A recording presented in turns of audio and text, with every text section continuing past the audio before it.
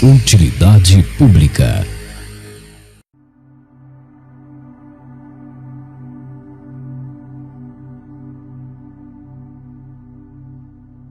Tem dias em que levantar da cama é uma espécie de tortura silenciosa. Você acorda cansado, mesmo depois de horas dormindo. Abre o celular e já sente o estômago revirar. Notícias, cobranças, sorrisos falsos, metas inalcançáveis, corpos esculpidos, frases motivacionais que soam como deboche. E você engole tudo calado, porque tem que parecer bem, mas não está bem. E o pior? Você acha que a culpa é sua. Te disseram que está ansioso porque não medita o suficiente, que está triste porque não agradece, que está exausto porque não se organiza. A indústria da saúde mental transformou o sofrimento legítimo em problema de agenda, em falha de caráter, em desequilíbrio químico. Mas e se for justamente o contrário? E se o seu incômodo for sinal de sanidade? Jiddu Krishnamurti dizia: adaptar-se a uma sociedade profundamente doente não é sinal de saúde. Mas vivemos numa época em que quem sente demais é considerado fraco. Quem se revolta é chamado de louco. Quem desacelera é visto como fracassado. Olhe ao redor. Crianças com crises de pânico. Adultos em burnout aos 30. Velhos isolados em casas silenciosas, cheias de remédios. Isso não é progresso. Isso é um colapso disfarçado de rotina. Talvez você esteja deprimido, sim, mas por enxergar com mais clareza do que a maioria. Talvez você não seja o doente. Talvez você seja o lúcido. Esse vídeo não vai te dar respostas fáceis, mas vai te dar uma coisa rara: honestidade e coragem para fazer a pergunta que ninguém quer enfrentar. E se o mundo for o verdadeiro insano? Há uma tragédia escondida nos sorrisos que as pessoas exibem no metrô às 7 da manhã. Uma tristeza sufocada entre planilhas e obrigações. Um cansaço que não se cura com descanso. Acordar sem vontade de viver virou hábito.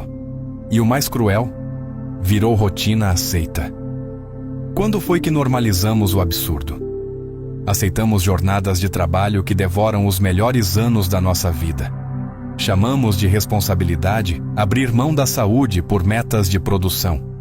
Celebramos quem se orgulha de não ter tempo para nada, nem para si, nem para pensar, nem para sentir. Jiddu Krishnamurti dizia: é tarefa do educado duvidar do que chamam de normal. Mas a maioria está tão embriagada pelo senso comum que nem percebe o cárcere. Trabalhar em algo que odeia, consumir o que não precisa, se endividar para ostentar, sorrir para esconder, tudo isso virou sinal de equilíbrio. Isso é equilíbrio? Ou apenas uma insanidade bem disfarçada? Na sociedade moderna, adoecer é um efeito colateral da lucidez. Quando você começa a perceber que o padrão não faz sentido, o primeiro sintoma é o desconforto. Depois vem a angústia. E então, se você não se adapta rápido, te rotulam: deprimido, desajustado, frágil. Mas o que acontece quando você se adapta por completo? Você se torna funcional, sim, mas vazio. Se torna aquele que ri nas festas, mas sente um buraco no peito ao voltar para casa. Aquele que tem tudo no papel: diploma, emprego, relacionamento, mas sente que falta alguma coisa, sempre. E esse falta alguma coisa é sua alma gritando por sentido. A psiquiatria moderna, com todas as suas contribuições, muitas vezes ignora isso. Foca nos sintomas e esquece as causas estruturais. Prescreve comprimidos para suportar a realidade, mas não questiona se essa realidade é suportável. Como dizia Krishnamurti, a mente que se adapta ao absurdo é uma mente anestesiada. Veja, não estamos romantizando o sofrimento. Estamos dizendo que ele tem origem, e que muitas vezes essa origem está do lado de fora, não dentro. A lógica do mundo atual fabrica sofrimento em escala industrial, e ainda culpa o indivíduo por não suportar. O suicídio é hoje a segunda maior causa de morte entre jovens no mundo. Milhões vivendo com transtornos de ansiedade, pânico, exaustão mental. Mas seguimos agindo como se isso fosse apenas um problema de comportamento e não o reflexo de um sistema insano. Ninguém nasce deprimido. A maioria adoece tentando viver de um jeito que destrói a essência humana. Normal é trabalhar 12 horas por dia, ficar 3 no trânsito, comer qualquer coisa, dormir mal, acordar com pressa, repetir o ciclo. Mas chorar à noite é fraqueza. Sentir que algo está errado é drama. Desistir do que te destrói é visto como loucura. Talvez a maior loucura seja aceitar tudo isso com um sorriso no rosto. Você já notou que a maioria das tragédias que realmente destroem as pessoas não sai no jornal?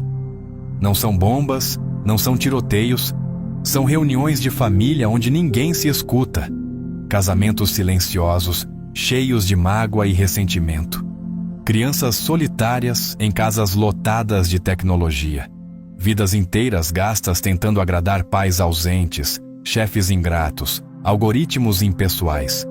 Esse tipo de violência não deixa sangue, mas sangra por dentro. E o mais perturbador, a sociedade aplaude quem suporta isso tudo sem reclamar. Quem aguenta firme, quem segue em frente, mesmo quando a alma está em frangalhos. Krishnamurti escreveu: o condicionamento da mente começa quando aceitamos o sofrimento como inevitável. E foi exatamente isso que aprendemos. A engolir a dor como parte do pacote. A chamar de maturidade o silenciamento das emoções. A ver como virtude a capacidade de não sentir. Mas toda repressão tem um custo. A ONU estima que mais de 700 milhões de pessoas vivem na pobreza extrema. E isso em um planeta que joga fora toneladas de comida por dia. Mais de 40 milhões de seres humanos são explorados em regimes de trabalho análogos à escravidão. E mesmo diante desses números monstruosos, seguimos comendo, comprando e rolando a tela como se nada estivesse acontecendo. Essa anestesia coletiva é natural? Krishnamurti dizia: a capacidade de observar sem julgar é a forma mais elevada de inteligência. Mas o que observamos hoje é o oposto. Julgamos sem pensar, opinamos sem saber, ignoramos o que dói porque nos faz sentir impotentes. E a impotência, na era do desempenho, é inaceitável. Por isso escolhemos não ver, não sentir, não mudar. A violência está no silêncio dos escritórios, onde a ansiedade é lida como fraqueza. Está nas escolas onde criatividade é reprimida em nome da obediência. Está nos lares onde o amor virou obrigação e o afeto, moeda de troca. Tudo isso destrói, lentamente, sistematicamente. A psiquiatria moderna, com raras exceções, trata o colapso individual como um evento isolado. Mas colapsos não nascem do nada. Eles são construídos em camadas, com anos de sobrecarga emocional, opressão estrutural e desumanização cotidiana. Você percebe? Vivemos num mundo onde a empatia virou luxo e a compaixão, sinal de fraqueza. Onde é mais fácil doar um pix do que sentar e ouvir alguém chorar. A racionalidade dominante nos treinou para sermos eficientes, produtivos e emocionalmente descartáveis. Essa é a violência mais perigosa. Aquela que se disfarça de normalidade, que não grita, que não aparece nas manchetes, mas corrói tudo por dentro. É ela que mata lentamente a sensibilidade, a solidariedade, o cuidado, e nos transforma em peças substituíveis de uma engrenagem que não sabe parar. Krishnamurti não pregava a fuga, mas o enfrentamento lúcido. Ele dizia: você deve ser extremamente sensível para ver o que é real, e sensibilidade exige coragem. Coragem para olhar de frente o que todos aprenderam a ignorar. Essa sensibilidade é o que muitos chamam hoje de depressão. Mas será mesmo depressão? Ou apenas o preço de continuar humano em um mundo que já se esqueceu do que isso significa? Você já tentou calar sua mente por 5 minutos? Não com mantras, não com respiração, não com técnicas, só calar. Um silêncio real, sem controlar, sem fugir, sem buscar nada. Apenas parar. É quase impossível. A mente se rebela. Ela grita, se agita, revive dores antigas, inventa problemas que ainda nem existem, e você percebe pela primeira vez com clareza que talvez o seu maior cárcere esteja dentro da sua própria cabeça. Krishnamurti dizia: o pensamento é a resposta da memória e, portanto, nunca é livre. Parece poético, mas é um diagnóstico clínico da alma moderna. Pensamos o tempo todo, mas raramente pensamos algo novo. O pensamento, na maioria das vezes, é repetição, condicionamento, medo, comparação, julgamento. E nesse ruído incessante nascem os tormentos. A ansiedade não surge do agora. Ela é o medo do que pode acontecer, alimentado por memórias do que já doeu. A depressão, muitas vezes, é o pensamento ruminando perdas, fracassos, vazios. Raramente sentimos dor no presente puro. Sofremos porque a mente constrói narrativas e depois acredita nelas. Krishnamurti foi radical. Quando você percebe que aquilo que você é não é separado do pensamento, então você começa a entender a profundidade da prisão. Você percebe o abismo disso? Não se trata de controlar a mente. Isso é só mais uma armadilha do próprio pensamento. Trata-se de ver, com clareza crua, que o pensamento não pode nos libertar daquilo que ele mesmo criou. A mente tentando resolver a mente é como um fogo tentando se apagar com mais fogo. E o mundo, claro, alimenta esse ciclo. Desde cedo somos treinados para pensar sem parar, resolver, planejar, competir, justificar. Raramente alguém nos ensina a observar sem reagir, a escutar sem concluir, a existir sem buscar resultados. E então, quando o pensamento entra em colapso, quando ele se esgota diante do vazio existencial, diagnosticam como crise, mas é uma crise de lucidez. Hoje, chamamos de transtorno, aquilo que talvez seja o primeiro passo em direção à liberdade. A neurociência já mostra que o cérebro humano gasta uma quantidade imensa de energia mantendo ativa a chamada Default Mode Network, uma rede ligada justamente à autorreferência e ruminação. E os estados de presença profunda, onde essa rede se silencia, coincidem com bem-estar, com paz interior. Mas o sistema educacional, econômico, social, tudo nos leva ao oposto, ao ruído constante. O pensamento virou vício. E como todo vício, ele começa útil e termina nos destruindo. Krishnamurti não propunha técnicas, nem escapes.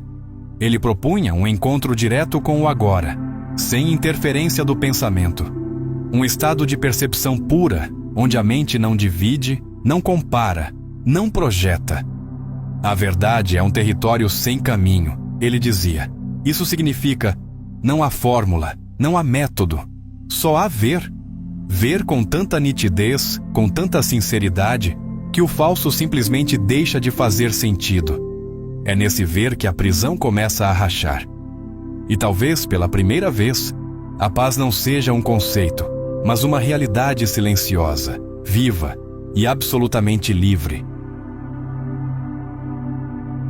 A maioria das pessoas não tem medo de morrer. Tem medo de viver com profundidade. Viver mesmo, com presença, com verdade, com silêncio, com intensidade real, exige um tipo de coragem que poucos desenvolvem. Porque viver de verdade é encarar o caos interior sem escapatória. E isso é assustador. A maior parte do tempo não vivemos. Apenas nos distraímos da vida. Preenchemos cada segundo com notificações, com tarefas, com conversas vazias, com preocupações fabricadas. Temos pavor do vazio porque o vazio nos obriga a sentir. Jiddu Krishnamurti escreveu: a mente teme o que é novo porque o novo não pode ser controlado. E o agora, o momento vivo, real, sem roteiro, é sempre novo, sempre imprevisível. Por isso nos refugiamos em planos, em passados reciclados, em sonhos de um futuro que nunca chega. Você nunca se perguntou por que tantos entram em colapso logo depois de realizar tudo o que queriam? O diploma, o casamento, a casa própria, a viagem dos sonhos. E então vem o silêncio. Um silêncio que não era esperado. Um incômodo que ninguém explicou. Aquilo que deveria trazer paz, traz uma inquietação ainda maior. Porque o objetivo era só um disfarce para evitar o vazio. Krishnamurti dizia: a liberdade começa quando você percebe que não há segurança. Mas vivemos como se a segurança emocional, financeira, existencial, fosse uma promessa do mundo. Corremos como ratos em uma roda, sempre atrás da próxima certeza. E nunca percebemos que a vida real só começa quando largamos tudo isso. A psicologia existencial confirma: o ser humano sofre mais pelo conflito entre o desejo de liberdade e o medo de assumi-la do que pelas circunstâncias externas. Rollo May chamou isso de angústia da liberdade. E ela se manifesta em formas sutis. Sabotamos relacionamentos saudáveis, abandonamos projetos que poderiam florescer, nos envolvemos com distrações que nos mantêm ocupados, mas mortos por dentro. Não estamos deprimidos. Estamos morrendo de medo de viver uma vida que nos obrigue a ser inteiros. A vida plena não é confortável. Ela é selvagem, desorganizada, incerta. E por isso muitos preferem a prisão do conhecido à vastidão do real. Nos ensinaram que liberdade é fazer o que se quer. Mas Krishnamurti foi preciso. Liberdade é estar livre do próprio desejo. Isso exige uma dissolução completa da identidade fabricada, do eu, que coleciona títulos, dores, histórias. E esse processo é por natureza doloroso, mas libertador. Não é fácil. É por isso que poucos despertam de fato. Porque o despertar começa com uma perda. A perda das mentiras que usamos para nos proteger da vida. Quando a dor bate, quando tudo desmorona, quando você se vê nu diante de si mesmo, isso não é fracasso. É o limiar de uma nova consciência. Uma consciência que não busca mais se ajustar, mas simplesmente estar. Poucas coisas doem mais do que enxergar o que ninguém quer ver. Você começa a perceber que os sorrisos são forçados, que os discursos motivacionais são muletas emocionais, que as metas que movem as pessoas não têm alma. E o pior, quando você tenta falar sobre isso, o mundo te silencia. Dizem que você está sensível demais, negativo demais, louco talvez. Mas e se a loucura for enxergar com nitidez um sistema que só funciona para quem está dormindo? Krishnamurti escreveu: a verdadeira revolução começa dentro de nós, quando paramos de seguir e começamos a observar. Observar é um ato perigoso, porque ao observar, você para de funcionar no piloto automático. Você começa a questionar, a sentir mais profundamente, a não aceitar mais o inaceitável. E o sistema não sabe lidar com quem desperta. Ele precisa de operários, não de seres humanos conscientes. Você começa a recusar aquilo que todo mundo aceita. Jornadas exaustivas, relacionamentos opressores, conversas rasas, entretenimento tóxico, espiritualidade superficial. E aí vem o isolamento, o estranhamento, a exclusão sutil, porque a lucidez nesta sociedade é desconfortável até para quem está ao seu redor. Krishnamurti dizia: não busque se integrar a este mundo, ele não é saudável. E talvez, no fundo, todos saibam disso. Mas poucos têm coragem de viver com essa consciência, porque ela exige rupturas, às vezes dolorosas. Exige não apenas entender intelectualmente, mas agir diferente. E isso tem um preço, mas também tem um valor inegociável: paz. Não a paz artificial de frases feitas, mas uma paz que nasce do colapso do falso. Uma serenidade silenciosa que vem quando você para de fingir, de agradar, de competir. Quando você aceita que viver desperto, mesmo que seja mais solitário, é infinitamente mais digno do que adormecer com a multidão. E talvez seja isso que você esteja sentindo há tempos, essa dor, essa inadequação, essa melancolia fina e constante. Talvez não seja depressão. Talvez seja o início da sua lucidez. Porque despertar dói, mas continuar dormindo mata por dentro. Não aceite diagnósticos prontos para uma alma que está apenas tentando voltar para casa. A sua sensibilidade é resistência. A sua dor pode ser sabedoria e informação. E a sua tristeza, talvez, seja só a verdade pedindo para entrar. Se esse vídeo mexeu com você, se de alguma forma tocou naquela parte silenciosa que ninguém costuma ouvir, então talvez você esteja entre os poucos que ainda sentem, ainda percebem, ainda se recusam a dormir no meio de um mundo adormecido. Esse espaço aqui não é só um canal. É um refúgio para quem não se encaixa, para quem não quer mais repetir frases prontas, nem vestir máscara só para ser aceito. É para os que buscam verdade, mesmo quando ela dói. Para os que sentem que há algo profundamente errado com o mundo. E no fundo, sabem que isso não é fraqueza, é lucidez. Se você chegou até aqui, já está ajudando, de verdade. Só por assistir, por refletir, por permitir que essas palavras passem por você, isso já é imenso. E se você compartilha, comenta, indica para alguém, está expandindo esse despertar. Mas se você sente que pode e quer ir além, tornar-se membro do canal é uma forma concreta de manter esse trabalho vivo. Os membros recebem conteúdos exclusivos, participam de decisões sobre novos vídeos e ajudam a sustentar essa jornada de profundidade num oceano de superficialidades.